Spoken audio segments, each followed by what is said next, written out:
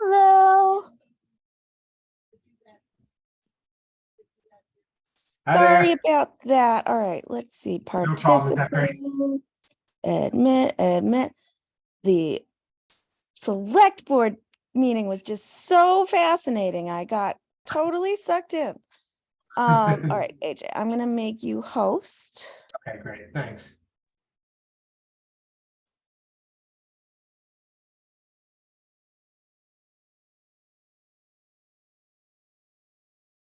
All right, you got it?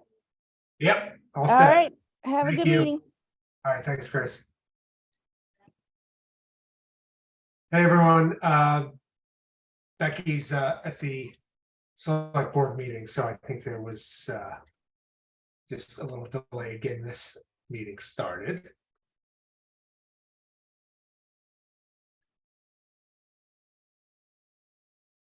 I like your shirt, George. Yeah, let's hope it works. Time to burn it tonight. Yeah, I'm just gonna keep rooting to the end.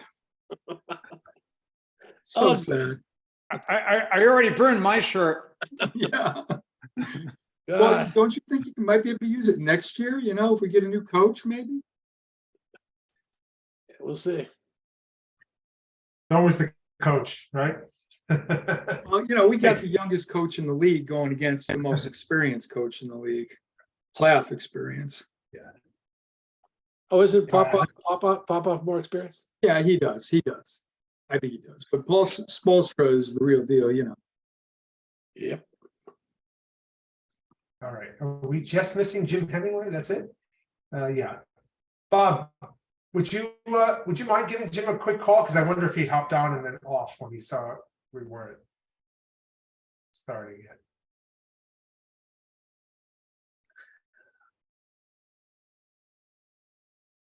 How was your flight back and forth? It was good. It was late. I got How was into your trip? jail.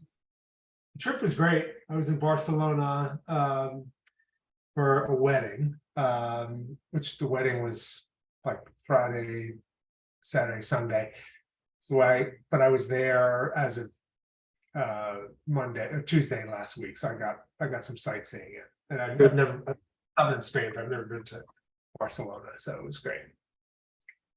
Great. Yeah, it was a good time to be there because it's not like peak tourist. Yeah, it's not too hot either. It's going to be like in a month. Yeah, so it was nice. Did you make it to the cathedral? I did, yeah, which is really, Yeah, impressive, right? yeah, it was great.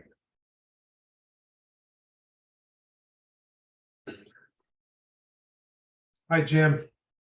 There you are. Yeah, there wasn't any response here for a while, so I went to Blackboard. the select board meeting just to see what was going on, and I guess my timing was perfect, so to speak. I missed Yeah, Grace just Becky, of course, is at the select board meeting, and that's why we haven't seen, that's why we're not seeing her here now. I assume she'll be here shortly. yeah, and Paul Lyons, I think, is also going to try to hop on at some point. Yeah, well, he's also at the select board meeting, so. He emailed me to tell me that. So I think what we should do is just accomplish a couple things before we see Paul. One would be to just review and vote on and approve minutes from May 8th and 9th.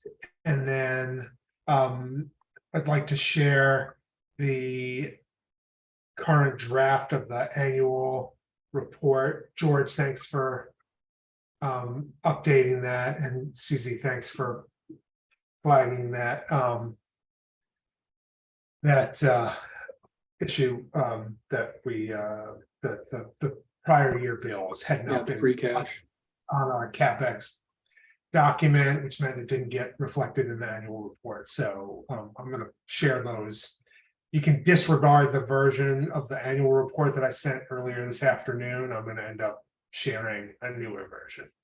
Okay, let's start with minutes then, and let's just do them in chronological order. So May 8th was our kind of line by line review of the budget.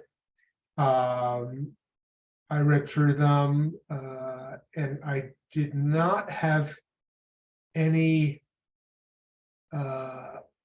questions, although, or suggestions, but I did.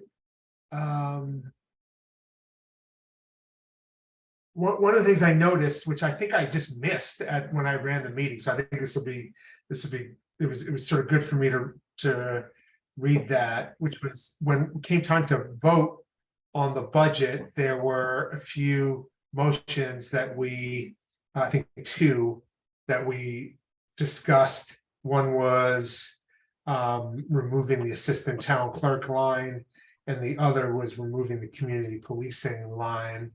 And I'm not sure if during the meeting, I sort of referred to those as amendments. Maybe I did, and I just can't quite remember, but they were actually amendments to motion to approve the budget as opposed to separate motions. Was that clear to everybody, by the way? I know this is just like a technical issue, but is that everybody's memory of the sequence? Is that somebody made a motion to approve the budget, and then a couple of people offered amendments to eliminate those specific budget lines?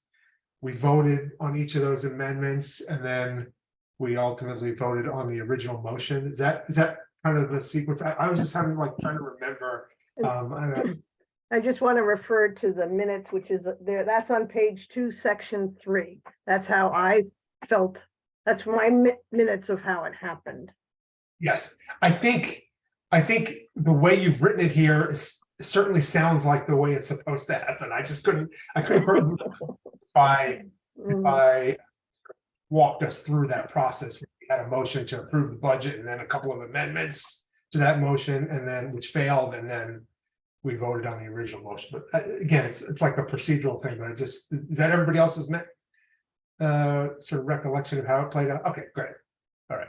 Any questions or suggestions on the maybe Susie, Mhm. on page 1, I think it's section G, fire department, fire equipment line. Yeah. I think just a kind of a language issue, like we voted to recommend it, right? We didn't approve it, because we don't approve it. We recommend it to town meeting, right? So isn't the right word recommend there? Well, we had a meeting earlier that we voted to do it. So whether that's called recommending or approving, we voted to put those lines together. That's what Lenny asked us, and we voted and said, yes, we'll put them together. So is that the right way to say it, that we approved it rather than recommended it? I mean, Yeah.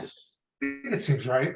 I mean, it was his request, right? I mean, it wasn't like we independently came to him and said, hey, we recommend you do this thing. and should we have the vote? Wasn't there votes against it in that discussion?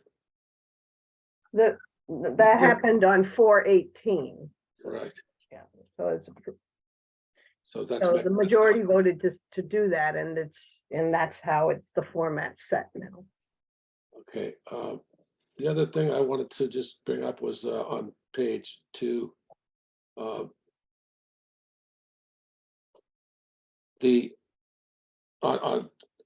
Section 5. The capital expenditure plan has been approved. Is that similar issue there, that we approved the capital expenditure plan by vote? Is that what that represents, or do we recommend that to town meeting? No, we voted to approve it. And then that's what we bring in front of town meeting, and then town meeting gets to vote. They gets to vote on everything. They can vote on the budget and the article. What we do is we recommend to town meeting what our judgment is, whether, and we sometimes have dissenting votes and sometimes we do not. We usually note in our minutes that we had a split vote or we had a unanimous vote, and I just don't know if that's the right way to put that. I mean, whether it's the right procedure that we go through, which is to recommend to town meeting, not to vote to approve anything. We can't. Ultimately, town meeting approves our denies any recommendation that we make. What if it read, the proposed capital expenditure plan has already been approved for FY '24? So that's, we've proposed a spending plan. I guess what my recollection of the discussion was that we had some discussion and some disagreements about where, whether to take money to pay for specific items if they'd be approved. And one thing that I brought up, I remember distinctly, is that I thought that the capital stabilization fund should be, we should be transferring some funds into that. So, Susie notes that in section C of this, but I don't know if we resolved the issue about whether or not we could transfer funds at the same time that we're drawing from that account. I think that my recollection was that Becky was back and forth on that. We never got a definitive answer about, and I think Susie, you suggest that in your minutes there. We didn't ever get an answer, but it seems to me that Becky has said in the past that we can't transfer funds to capital stabilization and then spend out of that account the same day. Is that your recollection, AJ or George? Well, I certainly recall that it was not clear whether that one way or the other, whether that would be possible. I thought there was, Becky offered to do some research and on that and get back to us. Isn't that captured in D in the minutes? Yeah. Yeah, it's captured, except that they're coming up on town meeting, Jim, and we don't know what the rules are, Well, but That's what D says. Right, says- so it's true, it represents what the outcome was, except Yeah. we don't have the notification that we need an answer if we're gonna do anything at town meeting. And the other thing that was a question for me was whether we could have a motion on the floor to transfer funds from one reserve account to another or not, and it wasn't clear to me that we had an answer to that either. Well, regarding D, every year we make a transfer through the budget into capital stabilization, where we have been in recent years because we haven't had a lot of debt service. But we have paid for things with capital stabilization. So we've been doing it. We've had multiple warrant articles on the same town meeting. One was including an appropriation into funding the stabilization account, capital stabilization, and another one using capital stabilization funds. So But we don't have a warrant article to transfer funds into it this year. I get mixed up here because really we're trying to approve minutes. The minutes reflect the discussion, yes, they do. And May 2nd has the vote about the capital plan, and those minutes have been approved. So I guess I'd like to separate the difference between talking about, do these minutes reflect the discussion? And then other discussions that this minutes of May 8th indicate that there's going to be future discussion about this, but that's fine. I agree. I would just ask the chair to please not let let's talk about this at some point in this meeting. Yeah. Particularly when Becky comes back, because she's probably got the answer that's going to just end the whole conversation. That's fine with me. That's okay. I'll approve just leaving them as they are. I'll vote for it. Okay. So I'd like to make a motion to approve the minutes as written. Right? We haven't amended anything. Yeah. I'd second. Okay. George, you want to Arvanitis sustained. Yeah, Arvanitis abstains. Groves, aye. Hemingway, aye. Chu, aye. Mosier, aye. Walton, I. Okay. Passes what is that? 5. Yeah, 5-1. But 1 abstain. Right. I got that in my minutes. Okay, May 9th. Let's take a look at those minutes. This was the joint meeting. Yeah, joint meeting with the select board.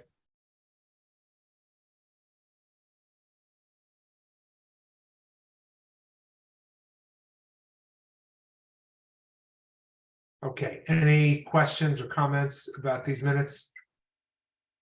Just one comment, number two, B, talking about changing the budget that we present to town meeting.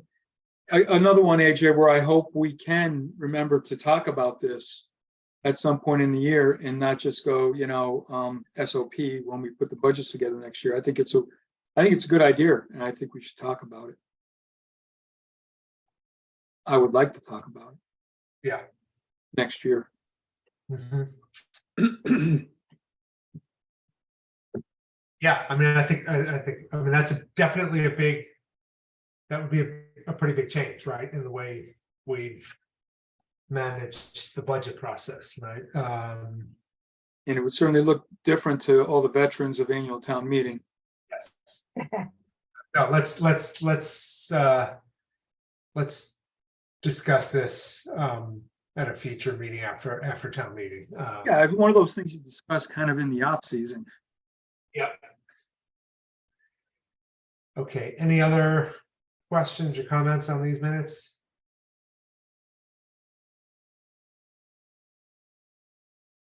Okay. I make a motion, we approve the minutes as presented. Second, All right, George, Arvanitis, aye. Groves, aye. Hemingway, aye. Cashew, aye. Mosier, aye. Walton, I.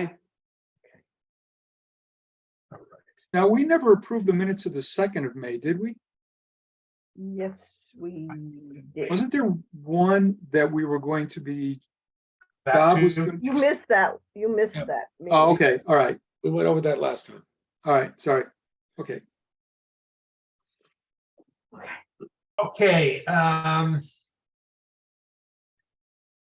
so let's pull up the annual report now.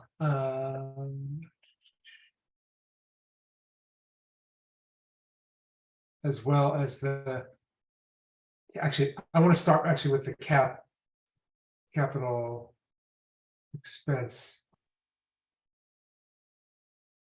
summary, just to alert everyone to that change that happened today. All right.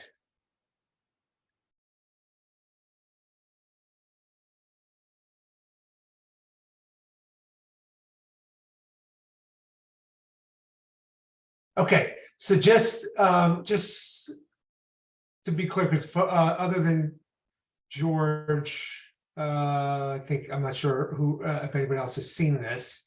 This is our CapEx planning document. It's got an additional line that was just an oversight because we had these warrants that were tacked on for town meeting that deal with, there's a little typo in here, George, free cash for prior year. yes. Yeah, feel free to change it. Yeah. Okay, so yeah, we have these prior bills that we've that we've recommended we use free cash to pay. So that needs to be reflected on this document. So we've got a new line. Otherwise, I think, and then obviously that changed these other figures. Susie? And actually, our warrant article didn't say that we recommended it come out of free cash. So when we're on town meeting floor, we can just add it. It comes from free cash. We just wrote that we recommended these bills. Okay, got it.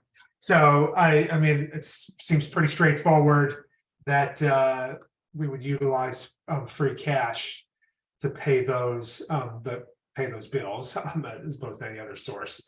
Okay, so that's the change that was made to this plan.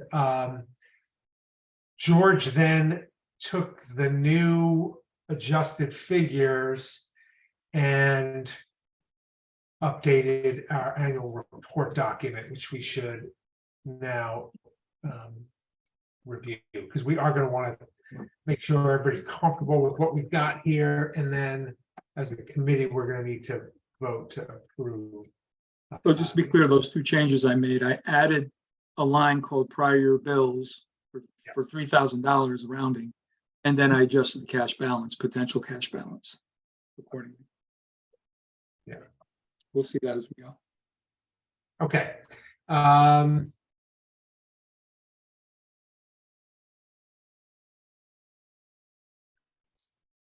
right, so here's our annual report document.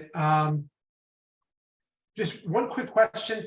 This new bottom line of 6,907,000, that, Susie, that reflects the error that you had mentioned to me in an email earlier today.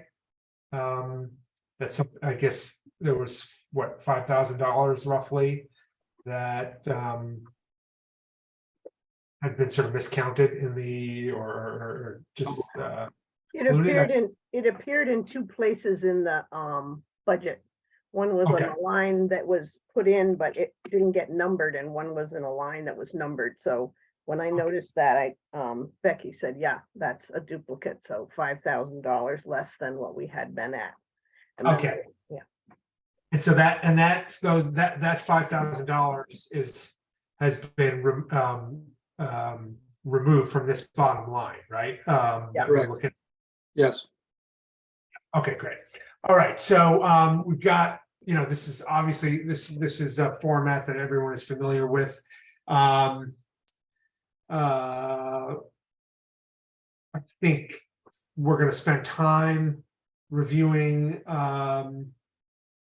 these details, obviously, at our budget presentation and then an annual town meeting. Based on our assumption of the total valuation of all properties in town, that would produce a FY24 tax rate of $19.16. We've got last year's rate. Any questions? I can't actually see everybody's windows while I'm sharing this document, so please use the raise hand feature if anybody has questions about anything on the top here before we dive into some of the other sections of the report. Okay. All right, so then we have our two pie charts that show the distribution of revenue expenses by these different categories. We see that 77% of our total revenues come from residential taxes. Is that basically identical to what it was last year? Is it, George, I don't know. I probably went up because the state amount went, because pretty much everything else stayed flat or went down. Residential taxes last year was 75.8. all right, so yeah, I think that's right, George, right? It's state support that went down. By $3,000, I think. Okay, all right, and then we've got our pie chart that we use for showing the distribution of spending by our kind of major categories here. Any questions or comments so far?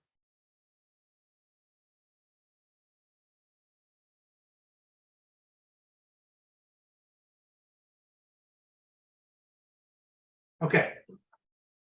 So first section of the, or I guess the next section of this report indicates that we've got, a budget increase of $226,000. And then all of the significant categories that contribute to that increase are reflected in these additional lines here, and we show kind of what the breakdown of that $226,000 increase is. So we've got elementary schools, a substantial portion of that. salary increases. We've got one item in this list that was a decrease, and that was elementary school transportation. Right.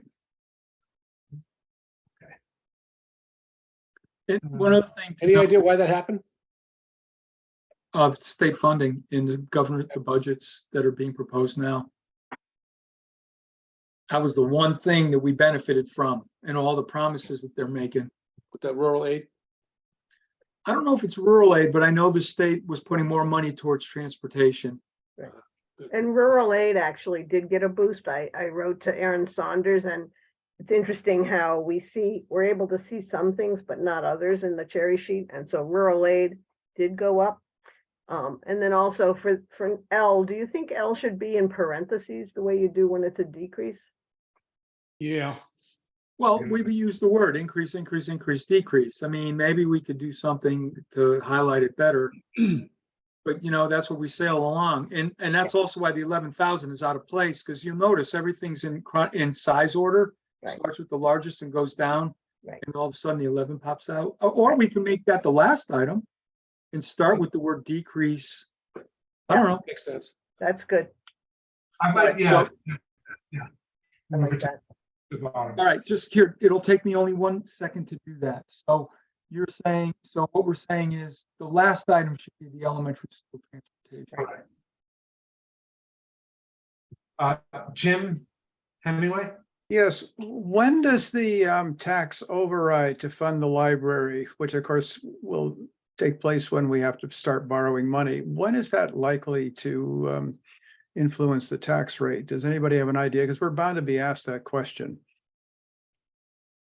We'll have to find out. Yeah, it's got to be years. I don't think it's. Yeah, I don't know how much of a ballpark number they can give. Yeah, I think what happens though in concept is we'll start borrowing and then we'll have anticipation notes to keep paying for the continued construction, and then it all gets bundled up in a bond.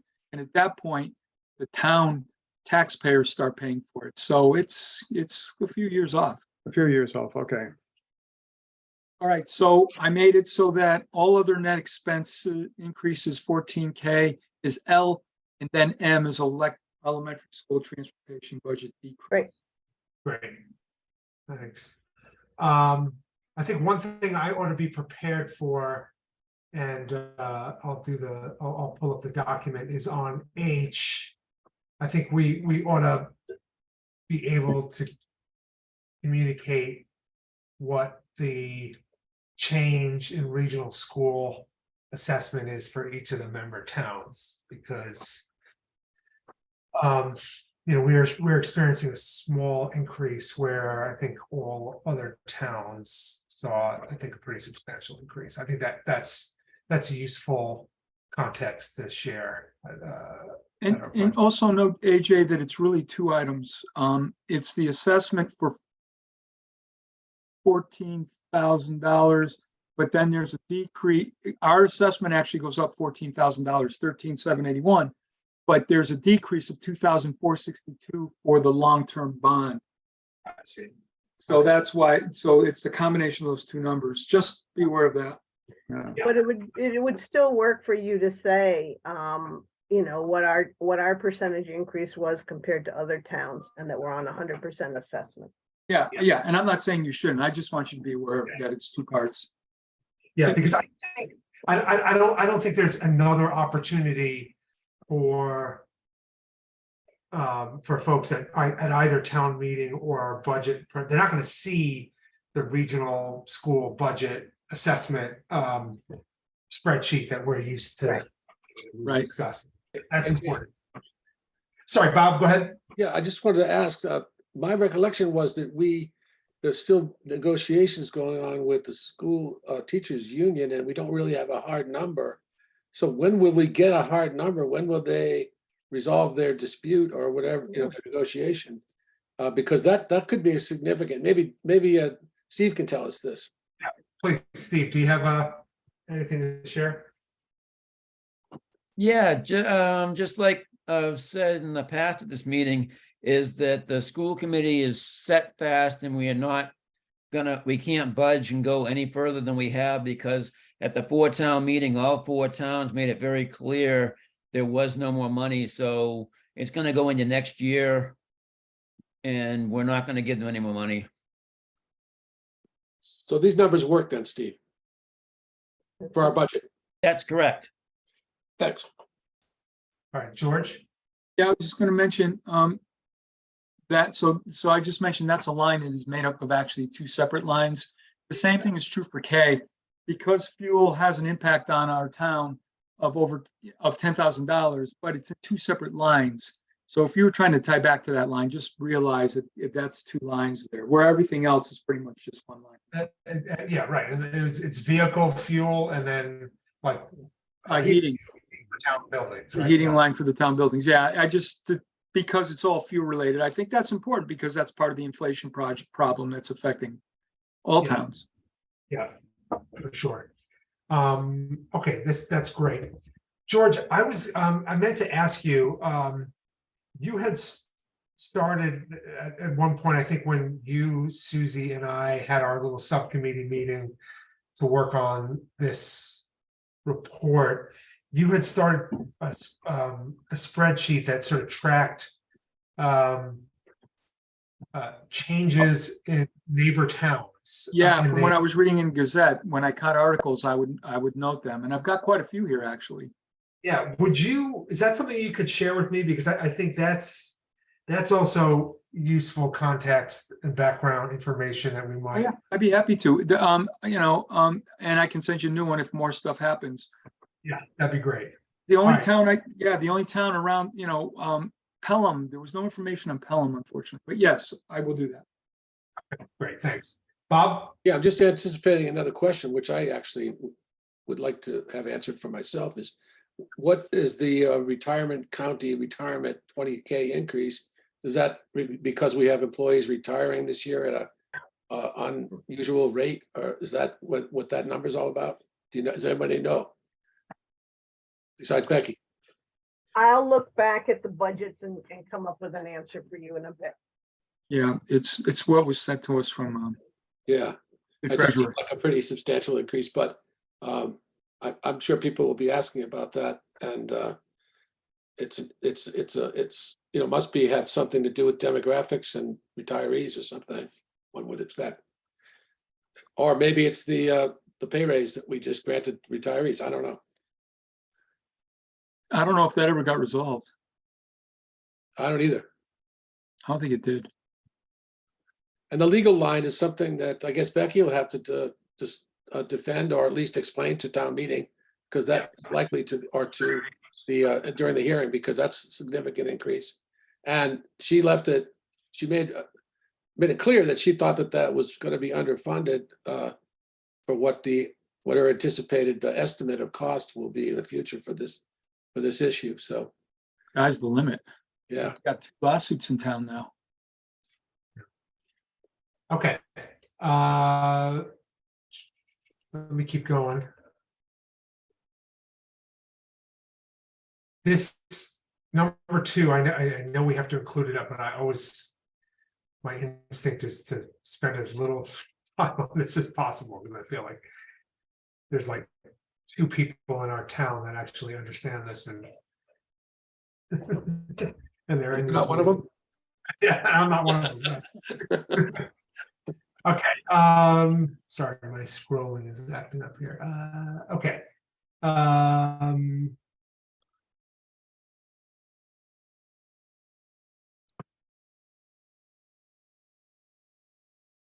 All right, so looking at, so 2 is just all that background information on the tax levy, new growth estimate, and then decrease in state aid. Jim Walton. Yeah, I'm sorry, AJ. I had a question on the previous section. Okay. Yeah. And it had to do with that legal, that line D, the legal. Yeah. And I guess maybe the 15K of increase funded from free cash. I'm not clear on that. I'm not clear on what that means.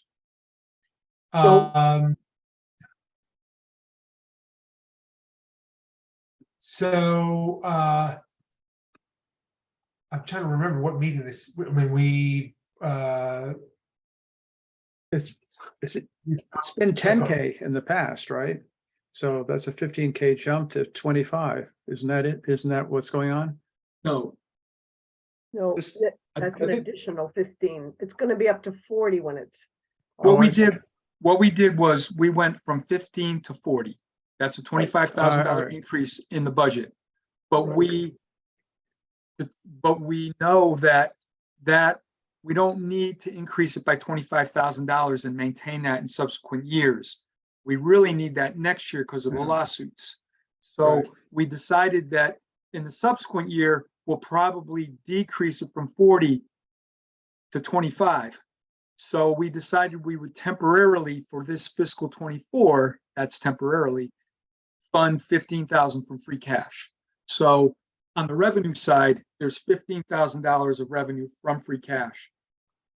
The thought is in fiscal 25, legal goes down by 15 and we don't use free cash for legal. I believe not all of that was lawsuits. Some of it was permitting. Okay, I think, George, you make the point, and I agree with you that this, we consider part of this legal line this year to be temporary, and therefore, and as in the past, we could fund temporary expenses that are not ordinary recurring budget expenses with cash. That's the logic of it, right? yes. The numbers are so, we don't know what the numbers are gonna be, but this, we certainly can drop 15 into that and not expect that to be recurring forever, that's for sure. Yeah, And it's- Hopefully, and it's reflected in our capital funding spreadsheet that we were looking at before. There's, if, you know, if folks remember, there's a line where we are recommending funding that $15,000. All right, George?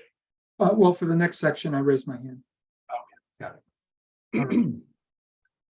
And I just want to bring to everybody's attention, I assume everybody knows it, but in case anybody's missing it, you know, our tax levy is rising by 173, right? 150 by 2.5%.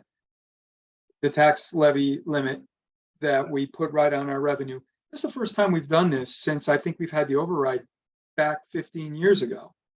We've never increased our revenue, our tax levy by 2.5%.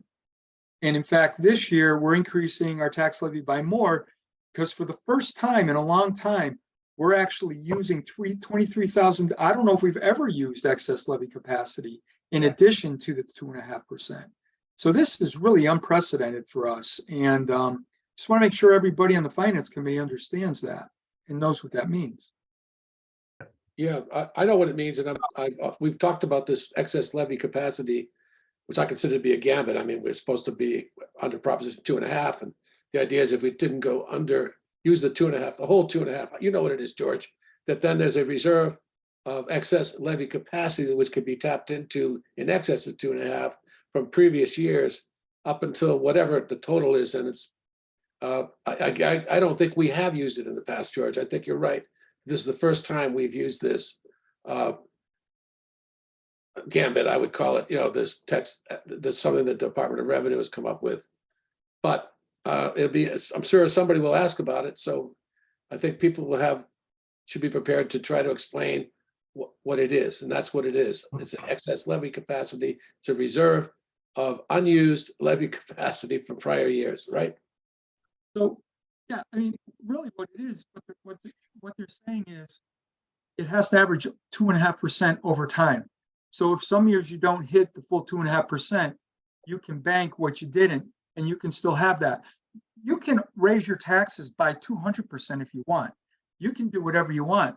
The only difference between a 2.5 override and what we're doing here is it's a unanimous vote versus a 2/3 vote. So the state says, you know, if you have excess levy capacity, we have a capacity limit for you that is calculated by the assessor's office every year. And in our case, it's $612,000, and we need 23,000 of it to balance this budget. So I wouldn't call it a gambit. And that kind of makes it sound like we're doing something nefarious. We are not. And if you look at what all the other towns are doing, there's 2 towns that approved 2.5 overrides this year in our valley. You know, this is just an unusual year, and every town has got huge tax increases, well, I'm going to say huge budget increases, much bigger than ours. So the word gambit, that's fine here, Bob. I just wouldn't want to use that on tax floor in front of the employee. Yeah, okay, I'm with you on that, but You know, that's, as a committee, I don't think that's the kind of language we should use. okay.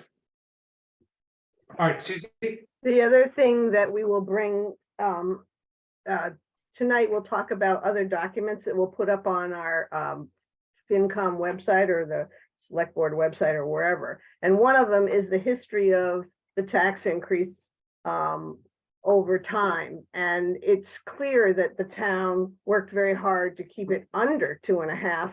And it is the need to go over 2.5 this time, but it's in reflection of the way that budget was clamped down on. And so the history of it will show that we've often not used 2.5. This time we have to use a little bit more than 2.5. Jim, Walton. Yeah, I guess one thing we haven't talked about is we're talking about was it a 3.5% budget increase year over year during a time when, what was the inflation rate over that same period? It was over 10%. You know, and some of these items here, or I think a significant number, are somewhat impacted by inflation. So certainly all of this fuel, that fuel spike is inflation related. So this is something we as a committee really haven't talked about, is the impact of inflation and how that impacts the budget. Susie, And it's also important to remember that it is only the tax levy that is going up by 2.5%. In fact, the state aid is going down, and probably local receipts are staying the Yeah. same. It's only a piece of the picture, and Yeah.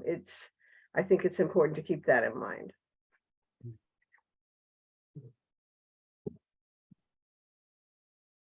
okay, this next section shows our pre-town meeting cash reserve balances.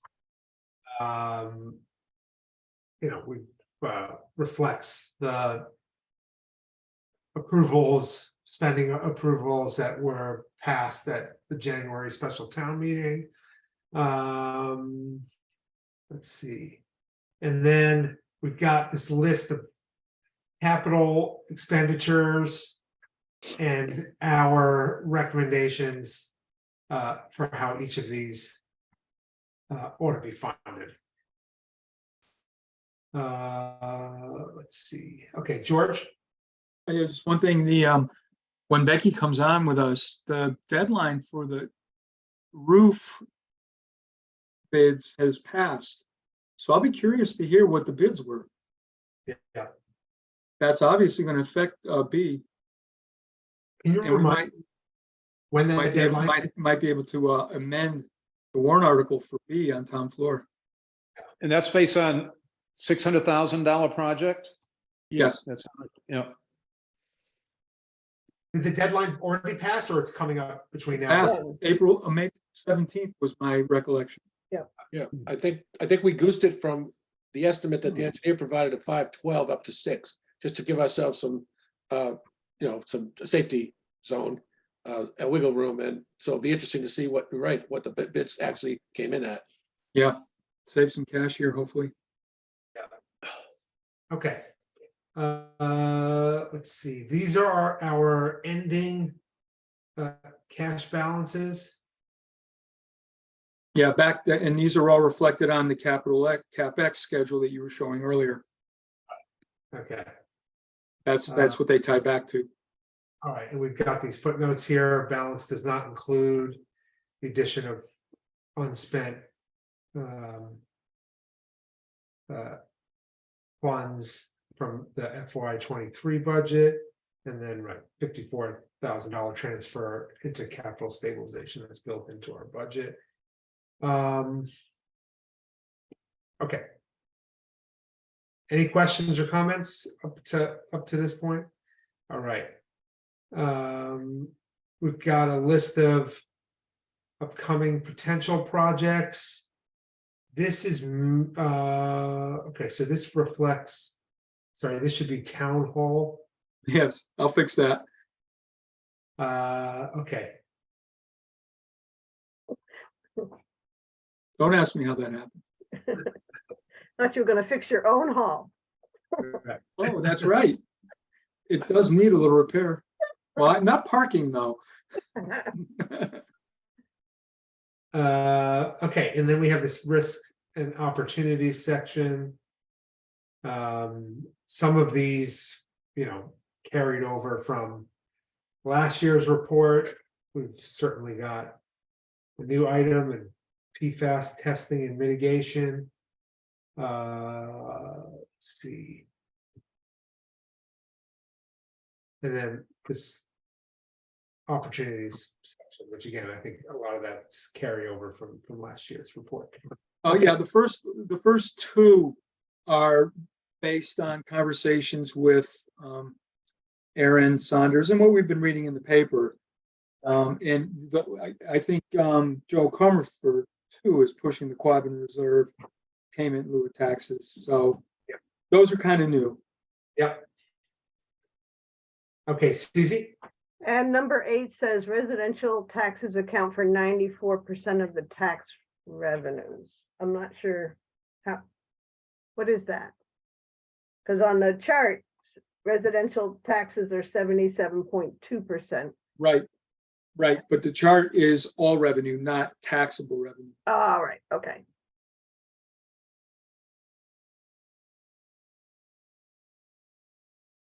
I got to say though, I'm not sure if the 82% is the right number. Do we know what the source of that is? I think I didn't. Yeah, I dug that up last year. I pulled it up from the state site, the last year.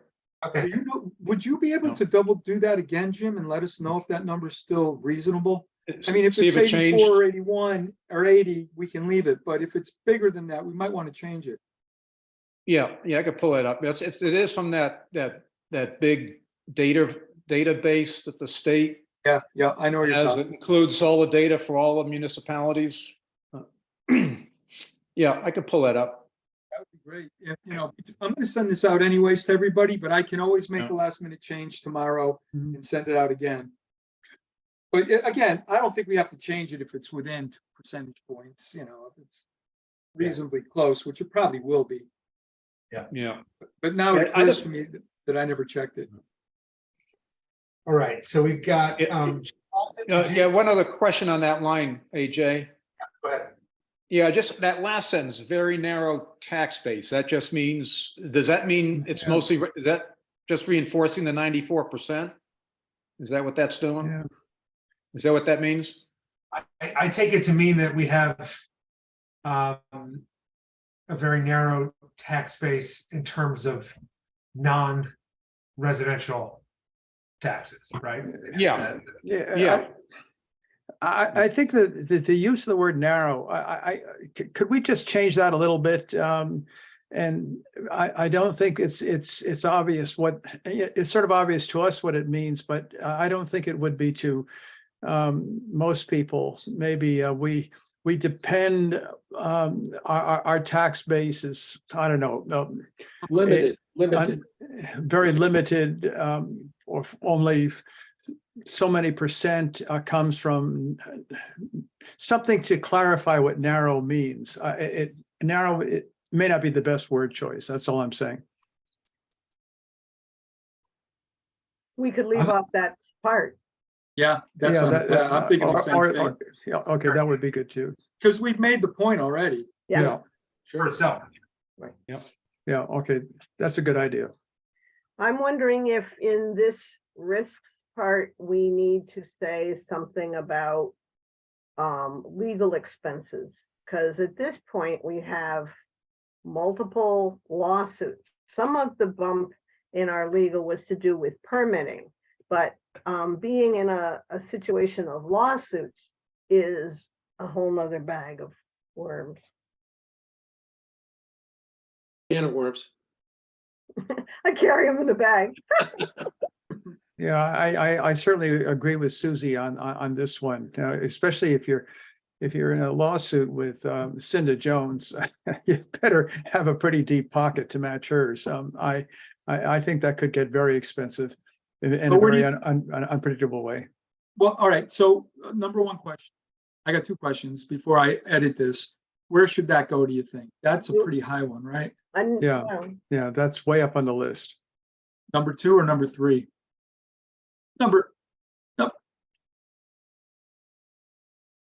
number 5. Okay, so updating a long-range capital plan becomes 6, and now number 5. Okay, so what's the wording? Give me some text here. Legal expenses, Rising legal expenses? yeah. Potential to. Something there regarding litigation.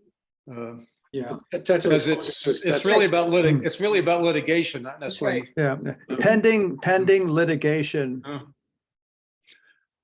I wonder what Becky would say about us even referencing the litigation. It's a real cost that the town is going to be embroiled in. Yeah. And everybody knows about it, right? Rising Yeah. legal expenses due to pending litigation.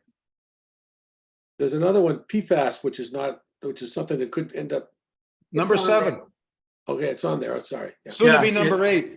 Yeah, it is now number 8. That's correct. Okay, so number 5 is now called rising legal expenses due to pending litigation, and 6 is updating the long-range capital. Right. You got it.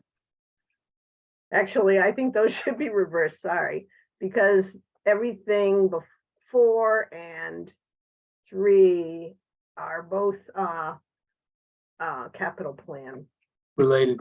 related. Sorry, I know, I'm just thinking in order of magnitude, but yeah. I don't know. All right, I did that. If that's what everyone's updating, number 5 is updating the long-range capital plan. Number 6 is rising legal expenses. Number 7 is storage of public records. Yeah. Well, Jim Walton said litigation expenses to keep it a little bit separate from legal.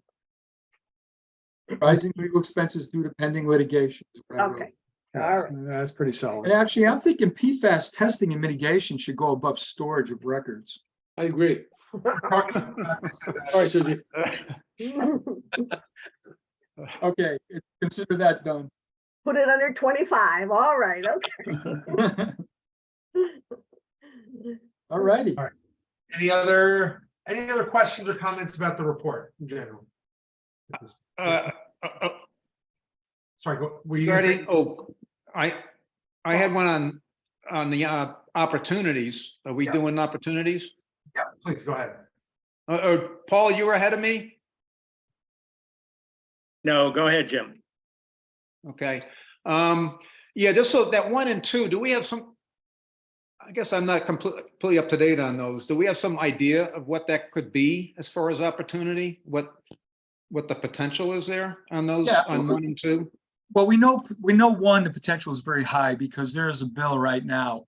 And there's a lot of, talk about it. And so what's the likelihood the bill's going to pass? Can't tell you, but I think in a year or 2 we'll know. And then we also know that there is a lot of conversations been going on about the whole payment in lieu of taxes formula. That's been pressed by all the towns in Western Massachusetts. Yeah. And when we met with Aaron Saunders this past winter, he explained to us what the new prevailing thought is to remedy the situation where a lot of our smaller towns, payment in lieu of taxes are based on the value of unutilized property. And he basically said, compare a lot in Shutesbury to a lot in Newton. What an unused property in Shutesbury is worth versus Newton. He said the current formula is flawed because in Newton, that could be very in-demand property because they have lack of property available. And in Shutesbury, where we have nothing but woods, it's just not worth nearly as much. So he was optimistic that there was something that's going to be happening on both of these. And I know he's been pushing on them. We specifically asked him this question because it was one of his campaign promises. Mhm. All right, Paul? Yeah, thank you, AJ. I had a few things that I wanted to say, and, sorry I was a little late. I had to attend the select board meeting also to talk about prep for a town meeting. But first, I just want to say, this report that you guys put together every year, I think is so great, and it really clearly demonstrates just, how much work you folks do and what a great job you do. So I just want to start off by saying, how impressed I am. And then I had a few specific comments and questions. I decided to wait till the very end to address these, so I didn't want to interfere with the progress of your discussion. But if we can just go back a little bit, you don't have to necessarily go back up, AJ, on that. You'll know what I'm talking about. First of all, the $15,000 increase in the legal expenses in fiscal 24 is, just for my clarification purposes, is that the same $15,000 from free cash that is identified in the language of the article for the budget? Yes. Okay, thank you. Regarding the 2%, I'm sorry? I'm just gonna say one thing, the budget line is going up by 25,000. So 10, I'm just talking about the $15,000 from free cash. Okay, for you legal. you started saying it you said the $15,000 increase in legal, but it's a $25,000 increase in legal, 15 of which is Okay. temporary. Okay, Will got only it. be funded for 1 year by cash. Okay, thank you. I just want to make a general point about the 2.5% increase. I think, your discussion tonight and talking about the excess levy capacity is really crucial to get across to people. I think there have been times in the past where the finance committee has just kind of talked about the 2.5% increase every year as just a given, basically. And I know from a lot of the comments I've heard in the past, a lot of people have said, well, why do we automatically have to just decide we're going to increase by 2.5%? That shouldn't be a given. So I think, a clear explanation of that, especially, the fact that we have not been increasing by the full 2.5% in some years, is going to be a really important point to make. Both on Thursday night and then again at town meeting. As is the point about inflation, I think you guys made some great points tonight that I just want to make sure they don't get lost in the presentation. Jim's comment about, Jim Walton, about inflation and how that affects our budget, I think is a really important one as well. So again, I'd encourage you to build that into your presentation, AJ. I think on one of these sections, where you're talking about the school roof, the money for the school roof, you had the acronym APRP, and is that the ARPA funds? Should that have been ARPA? Yeah, Yes. that's a typo, yep. Okay.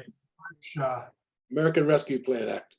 Yeah, the footnote on section 4. 4. Yep. It should be ARPA. Yeah, okay, there it is right there. Yeah. Is that right? It's APRP, No, right? Did I nope. spell that wrong? ARPA. GA. Okay, yeah, Right. I got that wrong here. Okay, let me just fix that before we move on. ARPA. Okay, done. I knew that. And another minor typo, I think, on the very last page under opportunities number 5, collaboration with other towns. Is that what that should be there? Is collaborates not the right way? Okay, collaboration it is. No, the other towns instead of towns. Oh, I see. Got it. Thank you. Thank you. And my last point is on number 4 right there. Explore new revenue sources. I think, this is something that a lot of local towns have tried to do for a number of years now. Most of them kind of come up empty. So if you have some ideas, I think it'd be really important to, explain what those might be, instead of just having this kind of a general explore new revenue sources without any meat behind it. So those are my, my comments about your report. Thanks, Paul. And at some point, you know, I'll probably have some other comments about, you know, just talking about Thursday, preparing for Thursday and preparing for town meeting as well. So I'll mute myself for now. Okay, sounds good. Jim Hemingway? Yeah, so well, in that last section, Quabbin Reservoir payment in lieu of taxes increase. Could, George, could you add Quabbin Reservoir / MDC?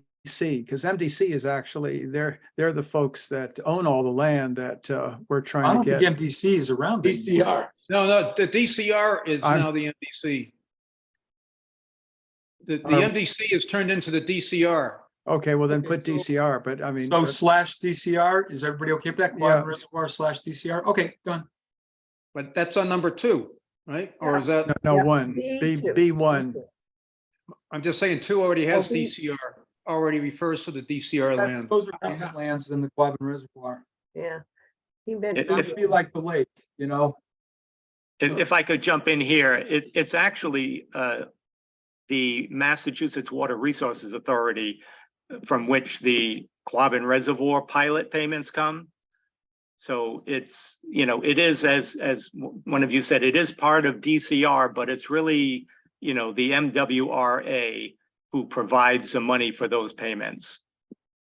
So, and I do think it's important to clarify, you know, if you put DCR both in 1 and 2, then you have to clarify that number 2 is really talking about state forest lands and state parks.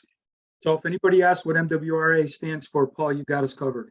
Why don't we just leave it out? And because just people will know it's Quabbin Reservoir, but I do think 2 could be state, DCR state land payment. I think that Quabbin is something everybody understands, even though it may not be technically the right word and maybe a better acronym exists. I think Quabbin is, everybody knows what Quabbin is. Yeah. So, No, and Bob, we I'm know- leaving Quabbin. It's gonna be Quabbin think it- /MWRA. and that makes sense. And then I changed the other one to DCR state land payment in lieu of tax. All right. Jim Hemingway, did you have other? No, I'm sorry, I'm All right, Jim Walton? You also in this, this opportunity section 5, this is just a wordsmith. Collaborate with, should that be other towns? Yeah, we already fixed it. we've already fixed it. Never mind. Bob? Yeah, I just wonder if the committee thinks it'd be, I think we have an excellent experience with our MLP, and one opportunity we might have, and I understand that the Energy Committee, it might be actually doing some preliminary research into it, is to develop an MLP or expand our MLP to cover photovoltaic energy for the town. I think that's something that's an opportunity that would generate, would reduce the cost of living here and would be pretty I cool. think that's And, Bob, That's in is that 3. not part of number 3? Because if you look in brackets. at the end Okay, of so number that might be 3, something we could talk about when we're quizzed about these opportunities, but I think it's something that is out there that might have potential for us. And that's one way to get there to number 3, Bob, right? Yeah, Using right. using the MLP. Yeah. But we don't want to just limit to MLP, right? We Well, that's want to good. Yeah, you're right. explore- That'd be a good time to talk about it. Yeah. And to I'm just mention, thinking- and to ladle praise onto the MLP that we have, so. Yeah. I'm thinking, as I've been thinking about it since Paul brought it up, I think my inclination is that 4 is just, is not really adding anything to the report and is maybe too broad. And how do folks feel about just dropping 4, or if there are other specific opportunities that? if we can put some examples like we do on number 3, then we should keep it. But if none of us can come up with an example, I Yeah. tend to Cannabis, agree with you. cannabis, I think No, I that's think just you're for right. sale. I think it's redundant. Yeah. Suzie? At one time, there was a discussion about whether solar, commercial solar would come to Shutesbury. That is obviously a loaded topic, Oh, but it's not, but it is it was at the beginning, a possible revenue source for the town. It never came through the FinCom. It's always been out there, be sort of not in our bailiwick, but I feel like there's a lot of turmoil right now, but that was one of the new revenue resources. So we could add that as like a parenthetical example, commercial solar projects or something. If you want to start a fire. Yeah, I don't, Yeah, I don't know about I- that. That's, you're- that's pretty incendiary. yeah. I Very think we- incendiary. I'd leave that one out completely. Boy, I wouldn't touch that one. Especially with the litigation issue right up. Yeah, and the above us. litigation issue is tied up with that, so. Okay. No, I wouldn't mention that if I were you. All right. Any other?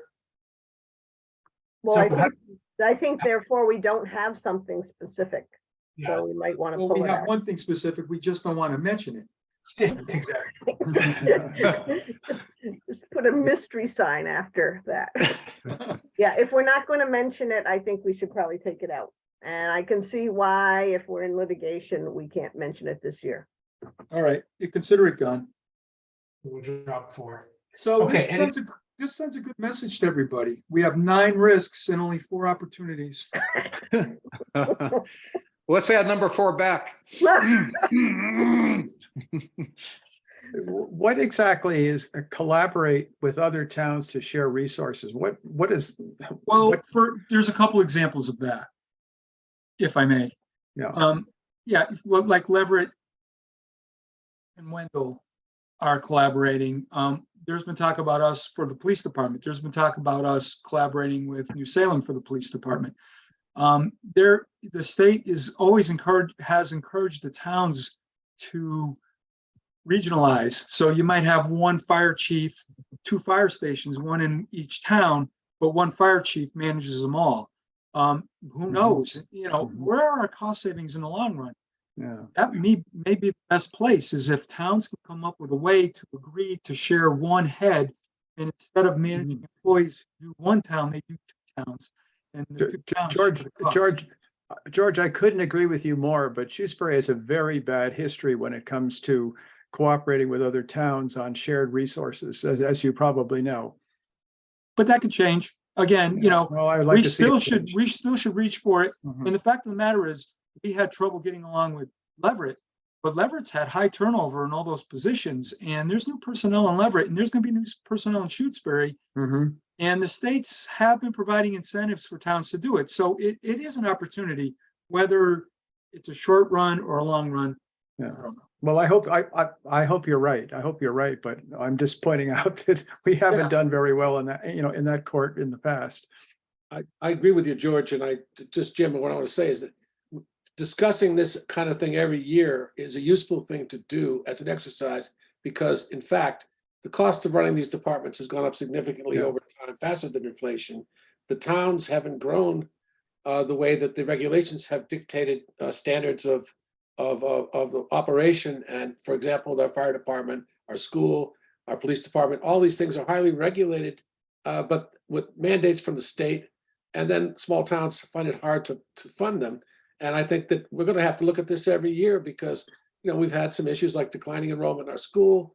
We've had the issues of the expensive mandated rules for the fire department, police department, et cetera. And we could share equipment sometimes with other highway departments. So yeah, we could look at this every year as an ongoing process.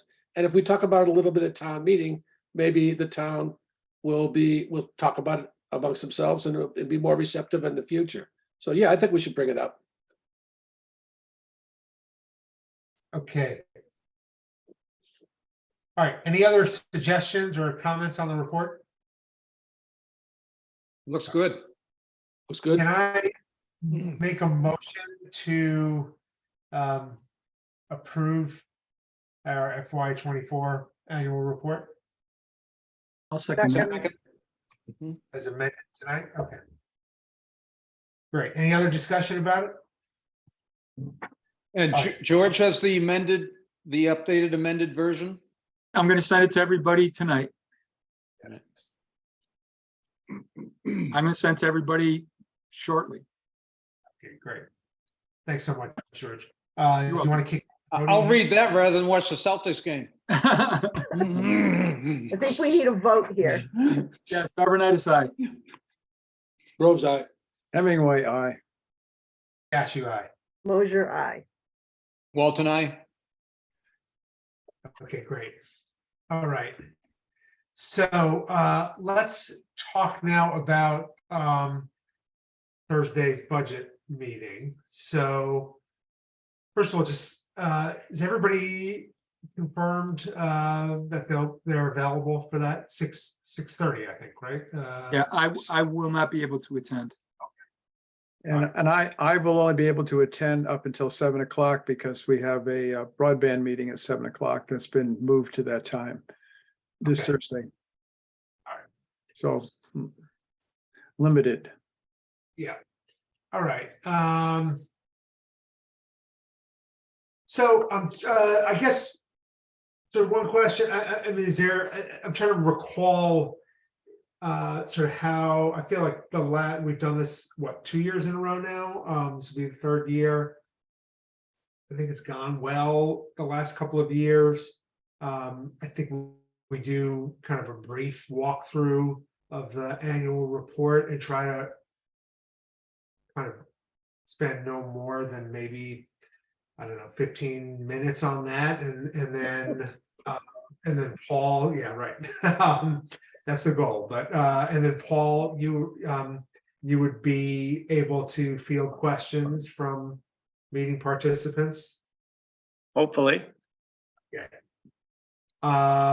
The meeting's posted. Do we need like a town announce or something? Like, do you feel like word has gotten out that this meeting is happening and that it's been publicized enough? Or?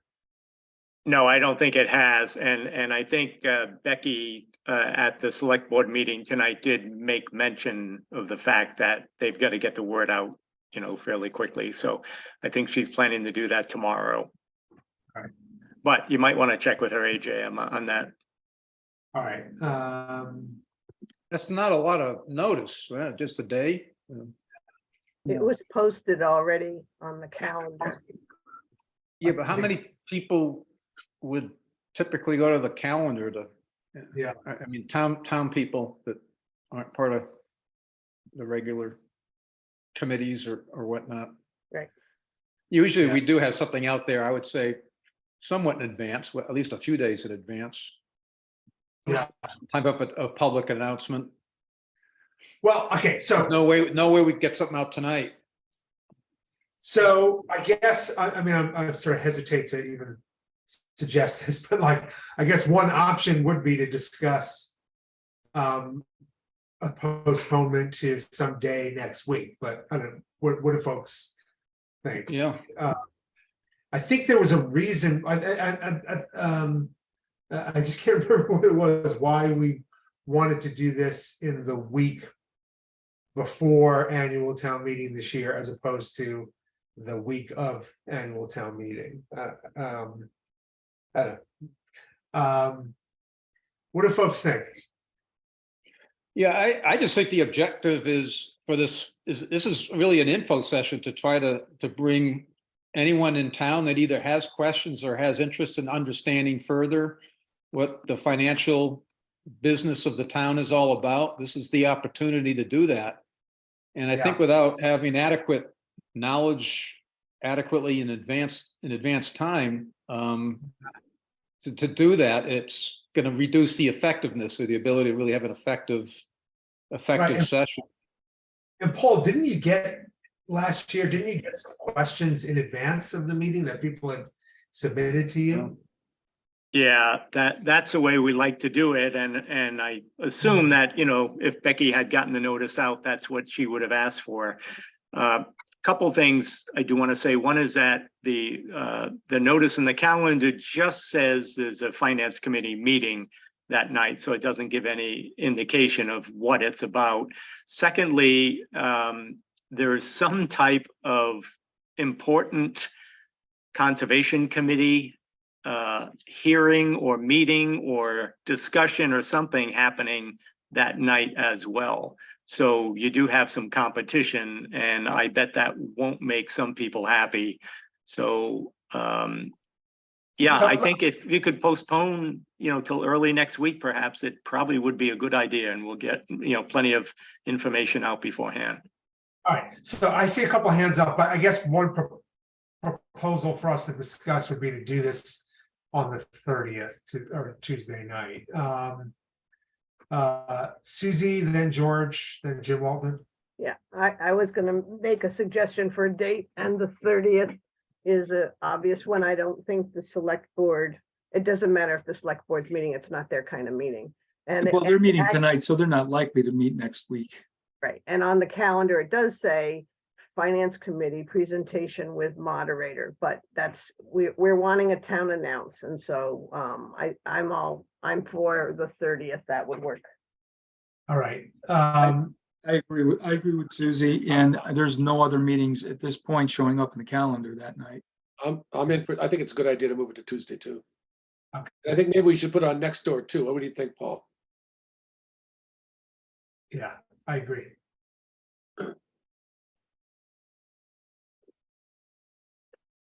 Yeah, All right. I'm sorry, I was looking at the calendar. Yeah, I do think it's a good idea, and as you probably know, Bob and others, I am one of the few town officials who will post on Nextdoor, but, only about, things that are kind of non-controversial and definite, like there's a meeting coming up, and try to attend. So yes, I would do that as well. Yeah, and I think whatever instructions you want to communicate about how to submit a question, I think you should post that there as well.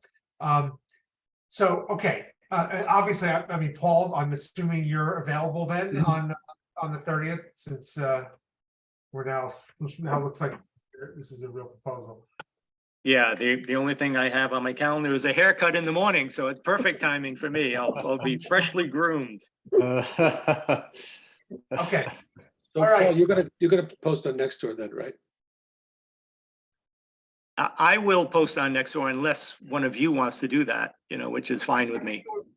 I think it would be good if you did, Paul. I'll call Becky unless she comes on the meeting before we wrap up about getting a town announce out tomorrow. And I think we can just look at whatever, I'm assuming whatever instructions you provided last year, we can just follow the same procedure in terms of what that town announce ought to say. Yeah, if that's the way you want to handle it. I thought it worked fairly well last year with people submitting questions in advance or through the chat function. So, but I'll have to also touch bases with Becky because she'll be getting word out as well. And we got to make sure we are coordinated in what we say. Okay, well, then I guess in that case, if you could touch base with her tomorrow, that would be great. I think we should try to get word out tomorrow, though. That gives us, We gotta catch Becky early, because if she gets up early in the morning and sends out an announcement, yeah. Paul, because now she knows, because it sounds like she was talking about it with the select board. It may be the first thing she does in the morning. Yeah, I will at least leave her a message this evening because, well, she's going to be tied up with executive sessions all evening. So hopefully she'll get a chance to check her messages later. Paul, may I ask you, how does the email get to you? How does the question get through to you? Or how did that work last year? I guess it was, through the moderator email address, which is the way I prefer to have things happen. Yeah. Makes it a little more official. Yeah, so that should be on the post and on the announced that information for people. Correct. Yeah.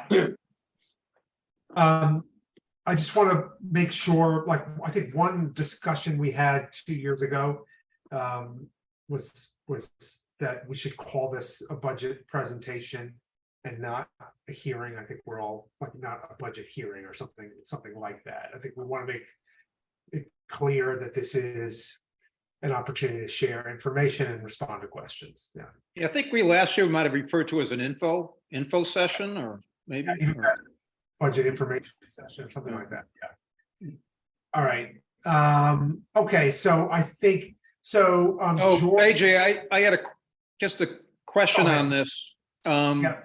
I'd also suggest just make, and I think George's point was really important to get to Becky before she sends something out saying the meeting's tomorrow night.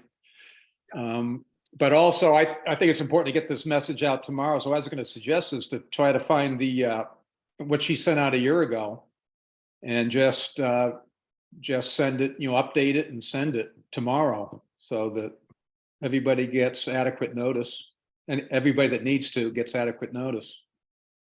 Yeah. Just to make it easy, just copy and paste and update what was done last year. yeah, I'm actually just looking at it. Finance committee will hold the Zoom budget presentation. Paul Lyons, town moderator, has volunteered to moderate the meeting. Finance committee will introduce themselves, review the budget process, walk through the house. Questions are requested in advance, but will also be taken during the forum. Participants will use the Zoom chat function to ask their questions directly to the moderator. Forum will be videotaped and posted on the town website. Please submit your questions to moderator@shutesbury.org. We gave them a deadline. Would like that Tuesday at it's like 2 o'clock or something, like 1 o'clock, would that work, Paul? That's fine. Yeah, I'll be, available that whole afternoon getting ready. So, yeah. And All right. we're still talking about 6:30 for a start time. Is that right? I think so, yeah, that's become our standard meeting time. So I think. Okay, so just wondering, George and Jim Hemingway, would both of you be available if we're now doing this on the 30th? Yes. Great. I think so. All right, good. I think it'd be great to have. Is anybody new not available? I'm available. It works for everybody. Perfect. All right. Good. Okay. Paul, are there any questions? Oh, sorry, Susie. I just want to say that there's a list of documents that we should be getting posted on our website, and now we have more time to do it. But I wonder if we go over the list, if anybody can think of something else that should be on there. So for sure, the history of the tax rate and budget, operating budget spreadsheet, the CapEx plan, obviously this annual report, the expense and revenue budgets. What else can? Usually, we'll get the warrant on there because there's capital spending that's listed in warrant articles. And we've had the capital plan, the capital expenditures that the capital planning committee recommended and that we've done, the history of those pieces that we've, the updated expenditures for that. We've also had requests for the school budget and to be on there, and I think that would be both kinds, the regional one and the they're just documents posted there. Yeah. Okay.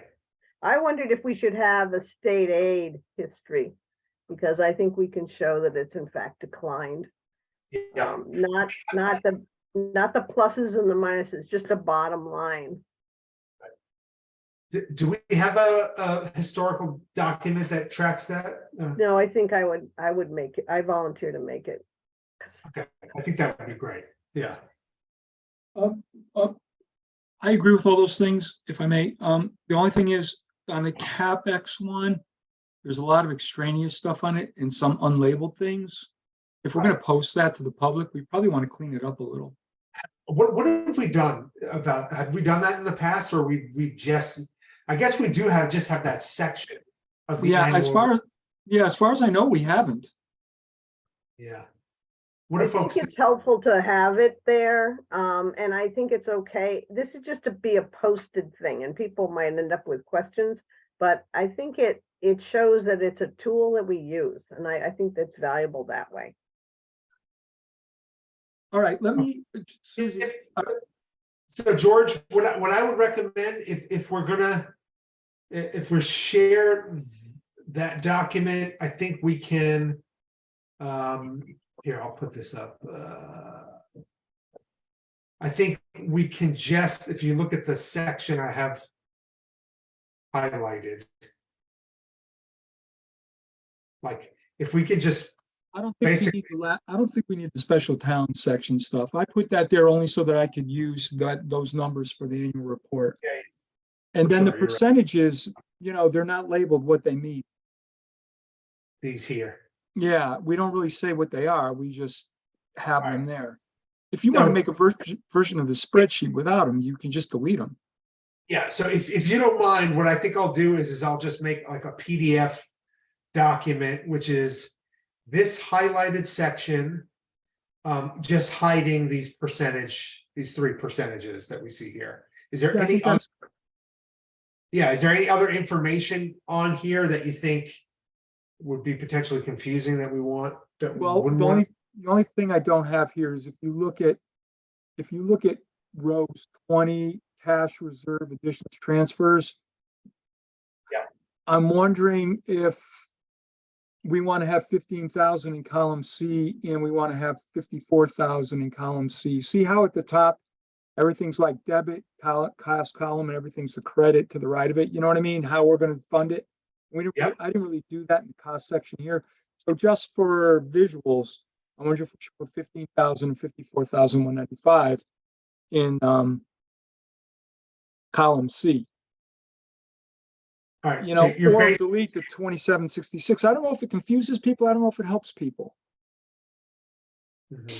Because up top, we say these are the capital items and here's how we're going to fund them. We don't Right. necessarily need that. You might want to just delete the 2766 and cell 24 in row C, column C. Yeah, just delete that, I think. this one, yeah. Yeah, that's probably good enough. And then the only other thing is row 8, for some reason, it's not as tall as the other rows. It should be 15. It should be set at 15. It's like 12. So you might want to just make 18 wider. Yeah. Just slightly. Yeah, that's good. Yeah, I don't know how that ended up. Yeah, and that I agree with everything else what you said. Is there a chance that, for line 8, given what might be learned between now and the next days, that number could change and there'd be an updated version of this? Well, the warrant article is not going to change. If we had that information tonight, we could do it now, but I think that ship has sailed. I think we changed it at town meeting on the floor. Exactly. Warrant article for sure. And this is a tool. I don't know if somehow you can use the word tool. It's not, it's a moving document. So it's okay if things aren't matching up exactly, in my mind. Never talked about putting a number in row 23, so it's blank. So I don't know if that confuses people or not. I actually think it's important that it's. Oh, I see. This is, In other words, we know that free Okay, yeah. cash is likely to be higher because of, and maybe that's a footnote we put on row 33 to free cash that says this does not include free cash generated from FY23. I think we should take 23 out. yeah, I think so too. Are you sure you want to include this in this lineup of? I think I'd ask Paul Lyons. What's your reservation? What? So what's your reservation? Well, I just think it's very technical and it's sort of a FinCom calculator, so to speak, limited pretty much to how we understand things. I just wonder if it's useful to put it in. Paul Lyons may be able to make some comments about whether he thinks it's because he's an outsider to this and he may think likewise. I don't know. I wonder whether it's a good idea to include it. Paul, do you have any feedback? I would tend to agree with Jim. I think it's probably a little too much you know, for the average person that just wants to get an overview of what the budget is this year. Okay. So so I guess the thinking there is that in these last two comments is that the bottom line details are reflected in the annual report. Right. And that's sufficient. Yeah. I think that's probably true myself. I agree with that. I disagree, and all we're talking about is posting documents on the FinCom page, or wherever the town meeting documents will be gathered together. And it is information for those that want it, and if they don't want it, they don't have to take it. Yeah, I guess I sort of have the same concern Jim has regarding, because this is sort of a, like we just mentioned a minute ago, this is sort of a working document. As we get more information, things change. Whereas all the other documents we'll be posting are pretty much budget things we're going to be voting on, capital or budgets or whatever. Maybe if there's a push or more interest towards having something like this on there, maybe put an as of date, like this is our information as of May 23rd. And it's subject to change as we get more, as we learn more and things change. George? Well, if we do post it, I think that's an excellent point that Jim makes about an as of date. But a lot of this information is already on the annual report. Everything under, row 5 down to row 18 is on the annual report. Those other two items down below, right, the 15,000 and the 54, or the 15,000 is on the annual report. And then the lower section, the projected cash balance, that's on the annual report. This could confuse people. When this info session we're going to have next week and the annual report that we send out, in my mind, are right to inform everybody what we're doing, what's going on, how we came to the conclusions we did. And hopefully, I hope nobody is offended by this, but decreases the amount of time we have to talk about this stuff on town floor, because a lot of people who are really interested are going to be at these meetings and ask a lot of questions. And we'll get redundant questions, obviously, because not everybody will be able to attend. But this could really create a lot of questions and a lot of confusion, and we could end up down a rabbit hole trying to explain this thing to people. So I tend to think that we're probably okay without it. All right. So I think I agree.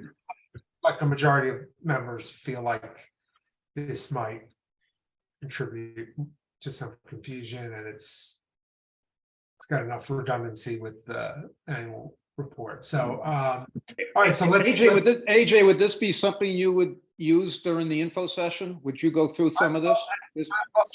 I'll certainly have it available, and if I think if in the discussion, if I think there's a value But to bring.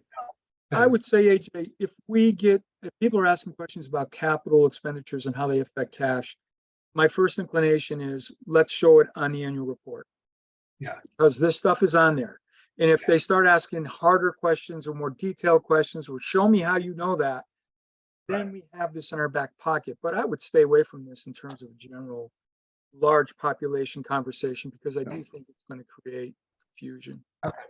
All right. It's just going to require more explanation. It's just going to drag the process on and delete that, be a detriment to other things we could be talking about.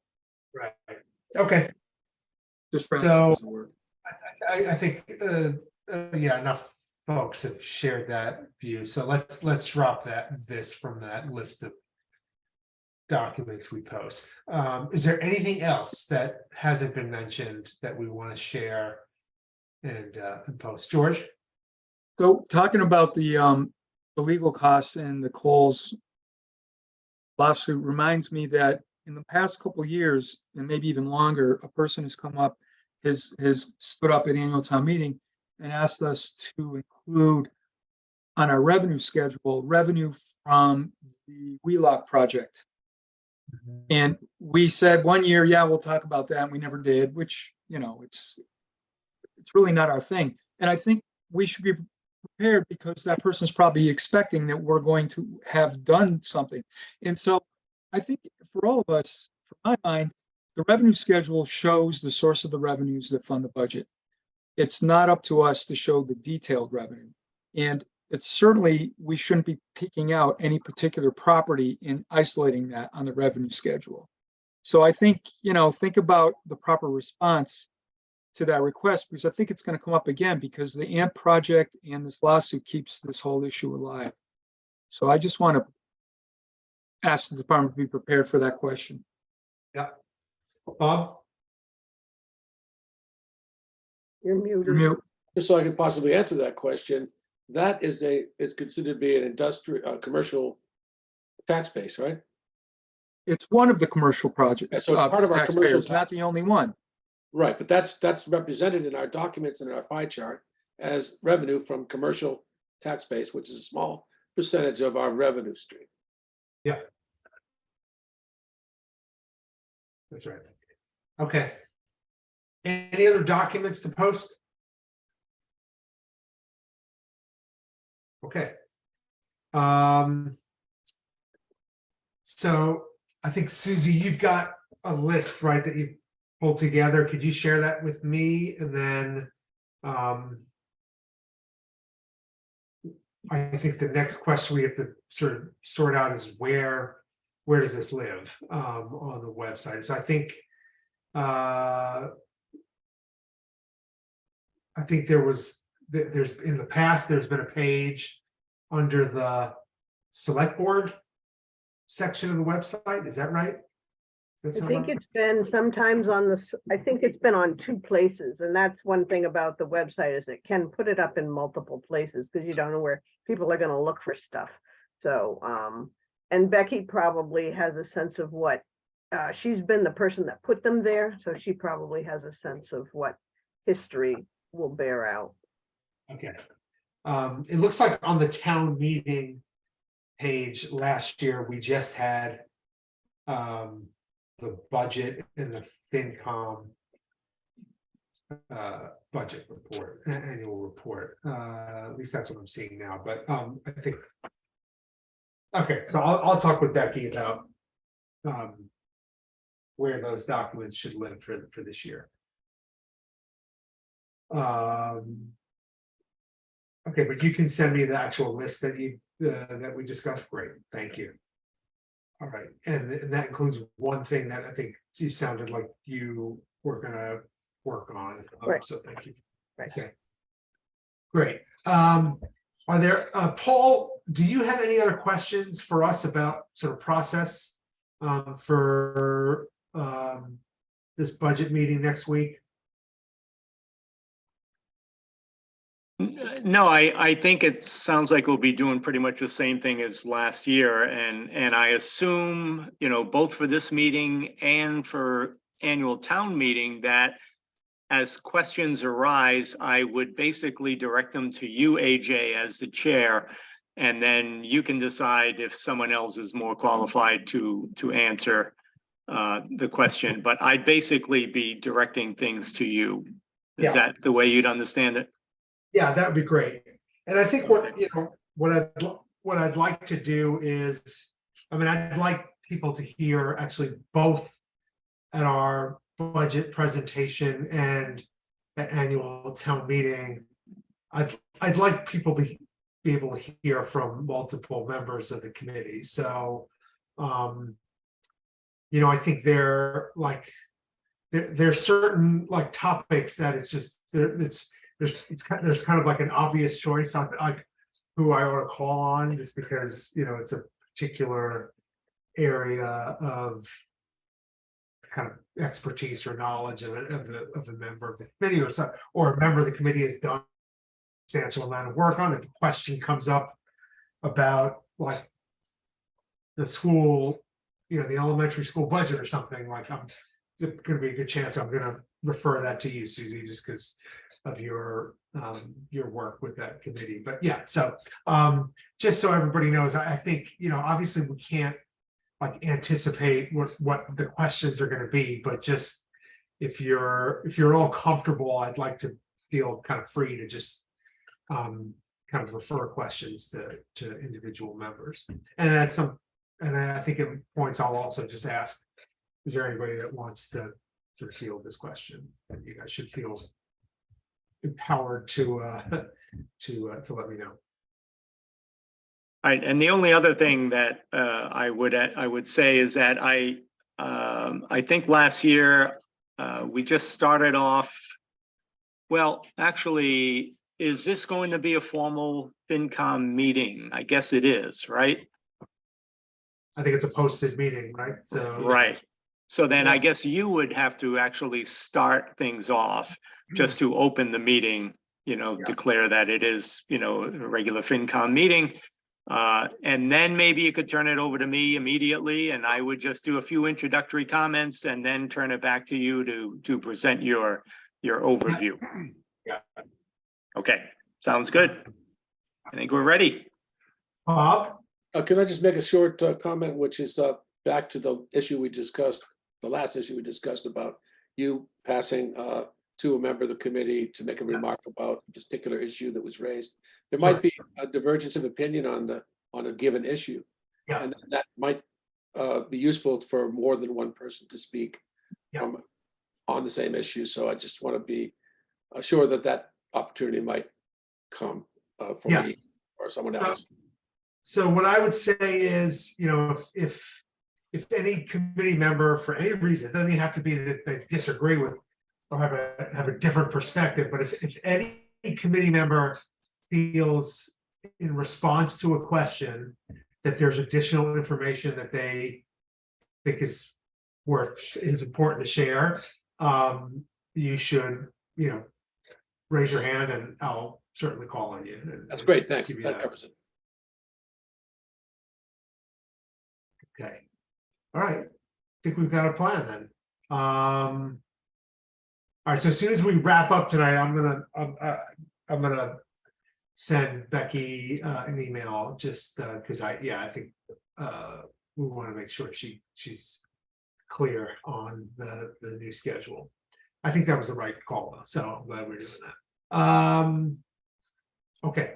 Yeah, Paul? AJ, I just want to say, I just sent Becky an email to that same effect. And as soon as we're done here, I'm going to leave her a voicemail message as well. So you can do it if you want, but hopefully she's Text her already. too. The merrier. The more, the better off we are. Right. Mm. Okay, great. All right, in terms of town meeting, Paul, do you have other sort of questions for us about how you want kind of our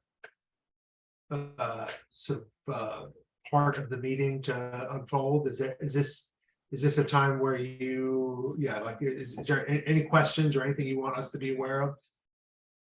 Well, it's just the perennial one, I guess, I just, as you know, my concern is that I don't want the finance committee to be like, in active discussion about the issues that you've already worked out, during the course of the year. So again, I think my plan is to handle it as I did last year. I will direct questions that come up to you, AJ. You can decide how you want your committee to address those questions. If people, want to know why there was a, 5-2 or 4-3 vote on the finance committee, about a particular article, then I think it's absolutely appropriate to, present both sides of, the pros and the cons, that went into that vote. But, again, I just don't want there to be, active debate essentially on the committee during town meeting. It's just not the time to do that. And again, any member, as anyone else in town, if they have personal views that they want to express, can do it as a citizen down at the main microphone, but not from the finance committee table. So, you've all heard this before. I haven't changed my opinion about it. It's the way a lot of other towns handle it as well. And it's what I want to continue to do this year. Yeah, I mean, I think my sort of inclination is to say for that portion of the meeting, when folks are, when questions are coming to us and, Paul refers them to me, I delegate, or I ask one of you to respond, or somebody volunteers to respond. I think we should see that as an opportunity to share information that is reflected in that annual report that we've all now discussed and contributed to and have voted on. And yeah, to the extent that there's a follow-up question that asks for more information about kind of how members of the committee felt, I think if that's a follow-up question, I think it's appropriate for folks to share their perspective from the FinCom table. I think that's okay. If it's coming in response to a request for more details about, well, we see that there's a 4-2 vote on whether to recommend this. Can you give us more information about? I think it's appropriate in that case. Otherwise, I think we should use the procedure that we have in the past, where folks can make kind of personal comments from the audience microphones. I think so. One question I want to ask is there we have not seen any sort of draft minority report, and I know that that's come up as a topic of discussion in the past and in advance of this year's annual town meeting. I'm assuming that is not happening because nobody has sort of brought that or shared any document with the group. Am I making the right assumption here? Yeah, you wanted me to answer that? I'll give you my point of view on it, AJ. As you know, we had these budget discussions. I think just our last meeting was when we had our budget discussions. I think personally, in a perfect world, I would have been more dedicated to drawing up a philosophical manifesto or something like that as a minority report. But the details are really what I had disagreements with some of the votes in our committee. And so I think that given the parameters that have been set up, I think that I presume we'll have ample opportunity to give our point of view at town meeting without having a quote unquote minority report, because I think in fact, speaking for myself, and I think Jim probably say the same thing, we did support most of the budget. So we don't have a big issue with the budget. What we have is specific philosophical and financial objections to some of the articles and some of the lines in the budget. So I don't know how you all feel, but I think that if we can have the opportunity to speak to those issues as they come up in the town meeting, and I understand the point that Paul made and that you've made about somewhat being responsive to questions instead of initiating. I don't know why that's important, but if we had a vote, we should be able to describe both sides of the issue. But I'll be willing to work with what's been said here, what guidelines that have been laid down. And I think we'll be satisfied if we can, given the opportunity to speak to some of these things. Okay. That seems Makes sense. It seems reasonable to me. Yeah, and the only reason I brought it up was just because it did come up in previous meetings, and I think we had a discussion about it, and I think what we agreed upon was that if some members were going to prepare something, that we would have an opportunity to look at it as a group and share feedback. So maybe next year, you can always hope next year we'll have one. Okay. All right. Anything, what am I missing? Is there anything else that we need to tackle tonight? Yeah, don't we have to do the transfer and the question around the call hours? Yeah, so the problem I have is that I checked the FinCom, Becky had alerted me that there was a topic that we needed to discuss tonight, and that I would be getting an email with details from Lenny, but I have not received any email. So I'm just going to read her email. Lenny may need funding for training, but he is asking to use the balance of the call wages for training, which may be sufficient. He will be forwarding you a detailed letter shortly. He's keeping the FinCom informed of his situation. I added this to your agenda for tonight. Hope you have. Okay. Anyway. So I didn't get any details on that. Does anybody in here have more information that is shared in that email? No. All right. So I don't think there's really anything for us to discuss on that item tonight. But he did say he thought he had enough money in another line. Is that what you said? Yeah, I Okay, mean, that's, then- yeah. So I think he's looking for permission to utilize the call wages line for training purposes, and it's just wanting. Well, I think we could tell Becky that the committee, I would say if he has money in another line and he wants to overspend that line and we could just transfer from that line to the training, I would be in support of that. So I'd be comfortable if we all agreed to give him that message. Yeah, does anybody have a concern about that? Yeah, I do. I think that there's a process. He hasn't come before the committee, hasn't presented his arguments, his statements or reasons why he needs this. I think that this is a last minute thing. I don't think that we should be entertaining anything with all this second and third hand information and vague kind of sort of support. I think we should just say, let's just forget it. We'll deal with it later. And this is an FY23 item, right? Right. All right, So yeah. there's I time on agree, the Bob. other side Bob, of town meeting to deal with this. Yeah, Bob, I agree. Is this not the same issue that we reviewed some meetings ago? No. No, this is a That's new, that's the minimum hours of Personnel. pay for call. okay, so these are different line items. Yeah, I was doing the same. For a thing, new, Joe. I for a was new, confused for a with new two issue, issues. for a This is- new yeah. issue. Yeah, this is Oh, a okay. training expense. Yeah. All right. So we'll all right. To be discussed at a future meeting then. Okay. Anything else to discuss tonight? Paul?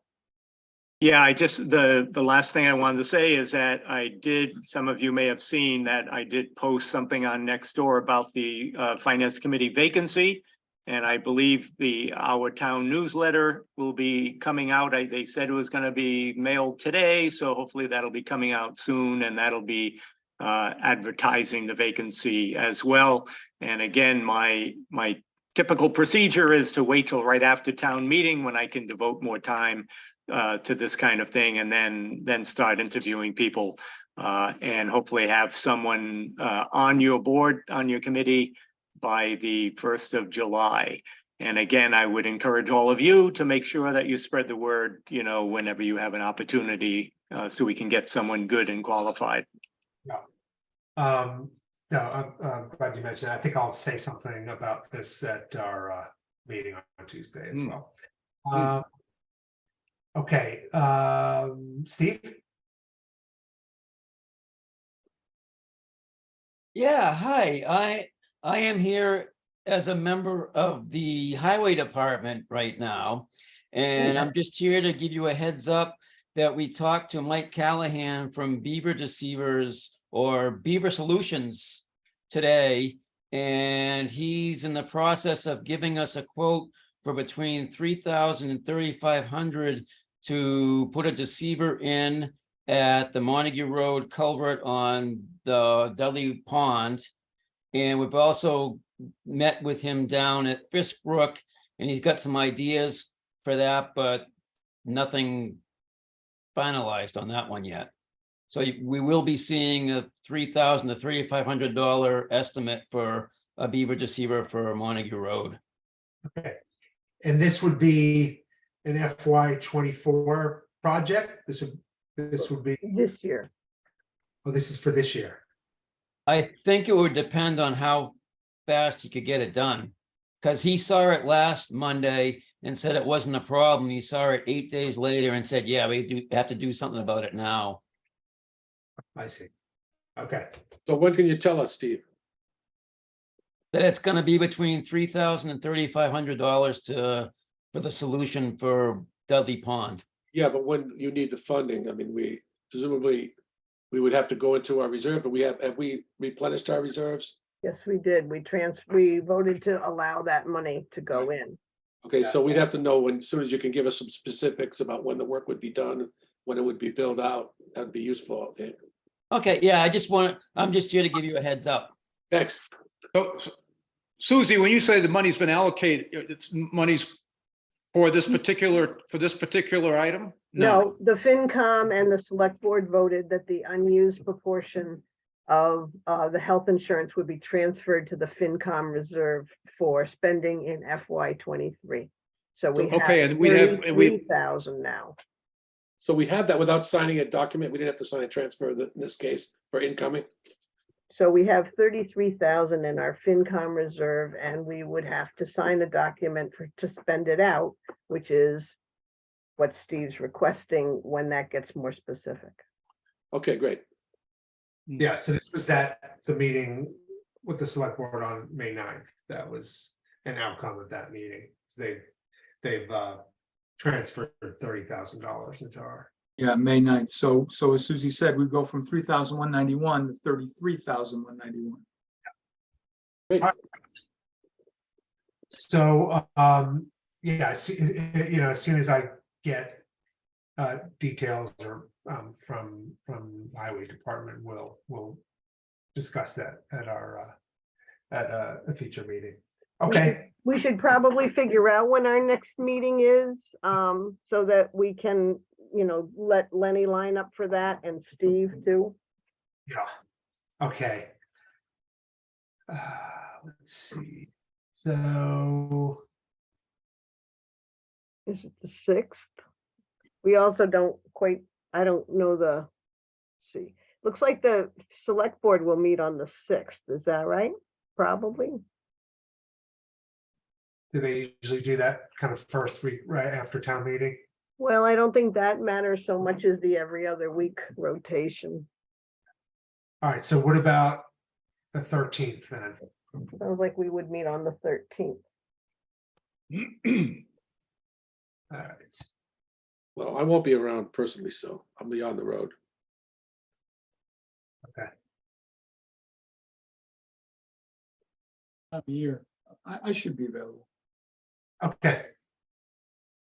All right, so that'll be our next, our first post annual town meeting of the FinCom. And we probably have 2 items on the agenda already. Good, keep it that way. Okay. All right, Hey, the game started, AJ. okay. All right, anything else before we wrap up? All right, I'll make a motion to adjourn for tonight. Second, Um, Arvanitis, aye. Grove's eye. Henry Way, aye. Cashew, aye. Mosier, aye. Walton, I. All right. All right, thanks, everyone. We'll see Thank you Tuesday, not. Thank not you. the- Okay, thank you. Have a good night. Good night. You all have a good evening. Go Celtics. What about Yeah. New Orleans, George? Oh, New Orleans was great. We had a good time. It's Jazz Fest?